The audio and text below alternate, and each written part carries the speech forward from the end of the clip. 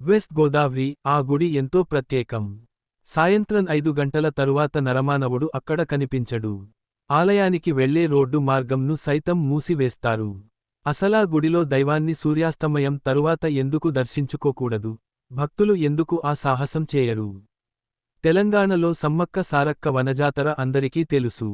ఇలాగే ఏలూరు జిల్లా బుట్టాయగూడెం మండలంలోని దట్టమైన అటవీ ప్రాంతంలో గుబ్బలమంగమ్మ ఆలయం ఉంది. ఈ ఆలయంలో అమ్మవారు స్వయంభువని చెబుతారు. పూర్తిగా గిరిజన గ్రామాలు మీదుగా అటు తెలంగాణ, ఇటు ఆంధ్రా ప్రాంతాల ప్రజలు ఆలయానికి చేరుకుంటారు. ఇక్కడ స్థానికులు చెప్పే వివరాలు ప్రకారం గుబ్బల మంగమ్మ ఆలయం త్రేతాయుగం నుంచి ఉంది. సీతారాములు వనవాస సమయంలో ఇక్కడ కొంతకాలం ఉన్నట్లు చెబుతారు. అలాగే పాండవులు అజ్ఞాతవాసంలోనూ ఇక్కడ సంచరించినట్లు కథనాలు ఉన్నాయి.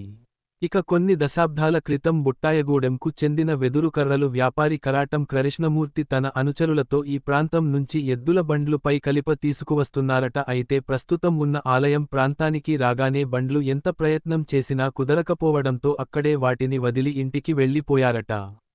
అదే రోజు రాత్రి కృష్ణమూర్తి కలలో కనిపించి తాను అక్కడే కొండల్లో వెలిసి ఉన్నట్లు చెప్పిందట. గుబ్బల మంగమ్మ దేవత గురించి మరో కథనం ప్రకారం పూర్వం రాక్షసులు మధ్య భీకర యుద్ధం జరిగిందంట. ఆ సమయంలో తన ఆలయం కూలిపోవడంతో ఆగ్రహంతో గుబ్బల మంగమ్మ రాక్షసులు అందరినీ సంచరించినట్లు చెబుతున్నారు. అందుకే గొడుగు ఆకారంలో ఉన్న కొండగుహలో అమ్మవారి విగ్రహం ఉంటుంది. గుహ పై భాగం గుబ్బలుగా ఉంటుంది. అందుకే మంగమ్మ తల్లి ఆలయాన్ని గుబ్బల మంగమ్మ ఆలయంగా పిలువబడుతుంది. ఈ వృత్తాంతం తెలుసుకున్న కృష్ణమూర్తి తెల్లవారగానే స్థానికులతో కలిసి అక్కడకు చేరుకుని శిథిలదశలో ఉన్న అమ్మవారి ఆలయాన్ని గుర్తించి ఆలయంగా మలిచి పూజలు చేయటం ప్రారంభించారు. దట్టమైన అరణ్యంలో ఆలయం.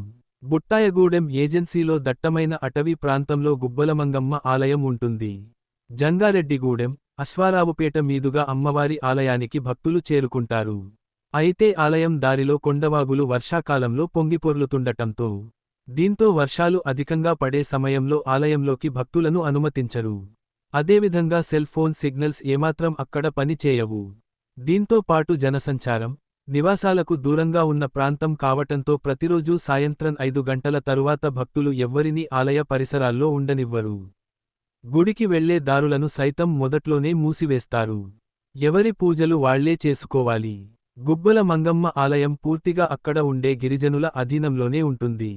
అక్కడే స్థానికులు కమిటీగా ఏర్పడి ఆలయం నిర్వహణ చూస్తారు. అయితే ఇక్కడ పూజారుల విధానం లేదు. ఎవరికి వారు అమ్మవారిని దర్శించుకుని నైవేద్యం పెట్టి పూజలు చేస్తారు.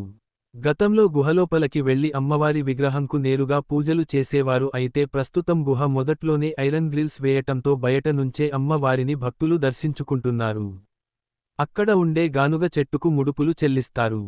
వాటర్ ఫాల్స్ మధ్యలో అమ్మవారు. మండుటెండల్లో సైతం అమ్మవారు కొలువుతీరిన గుహపై నుంచి నీరు జాలువారుతుంటుంది. బండలు, కొండరాళ్ల మధ్యలో నీళ్లపాయలో నడుచుకుంటూ వెంటి జలపాతాల్లో తడుస్తూ భక్తులు దేవతను దర్శించుకుంటారు. ఏమాత్రం బాహ్య ప్రపంచానికి సంబంధంలేని అటవీ ప్రాంతంలో అందమైన పచ్చటి చెట్లు, జలపాతాల మధ్య కొలువైన వనదేవతగా గుబ్బల మంగమ్మ ఆలయం ఖ్యాతి పొందింది.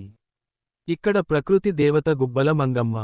అందమైన వనాలను కాపాడుకుంటే ఆధ్యాత్మిక వాతావరణం పదిలంగా ఉంటుంది.